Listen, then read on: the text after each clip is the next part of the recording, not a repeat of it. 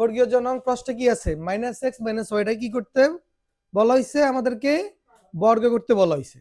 এখন দেখেন যেহেতু এখানে কি আছে -x - y, তাহলে আমরা কি করবো? এখানে এই যে মাইনাসটাকে কমন নিব আগে, তাহলে কি হয়? x + y, মানে মাইনাস দ্বারা কমন নিলে মাইনাসে মাইনাসে ভাগ দিলে প্লাস, এখানে +x, আবার মাইনাসে মাইনাসে ভাগ দিলে কি হবে?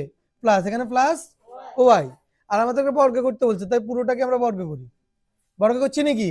এখন মাইনাসের উপর স্কয়ার হলে সেই মাইনাসটা কি হয়ে যায়? প্লাস হয়ে যায়। কেন প্লাস হয়? মাইনাস কয়বার গুণ হবে? দুইবার। দুইবার মাইনাস গুণ করলে কি হয়? দুইবার মাইনাস গুণ করলে হয় প্লাস, তার মানে এটা কি হয়ে যাবে? প্লাস হয়ে যাবে। এরপর আমরা কি করতে পারি এখানে? তাহলে লিখতে পারি যে x + y হোল স্কয়ার। এখন x টাকে এই ধরেন আর y টাকে কি ধরবেন? b। a + b হোল স্কয়ারের সূত্রটা কি? a স্কয়ার + 2ab প্লাস কি? b square. শেষ। মুখে বলবো a, লিখবো কি? b x, মুখে বলবো b, লিখবো y। মানে যা আছে এখানে আমরা a বলতে প্রথম পদটাকে বুঝাচ্ছি আর b বলতে দ্বিতীয় পদকে বুঝাচ্ছি। কেমন? কার কোনো প্রশ্ন আছে এখানে? ঠিক আছে, লেখেন।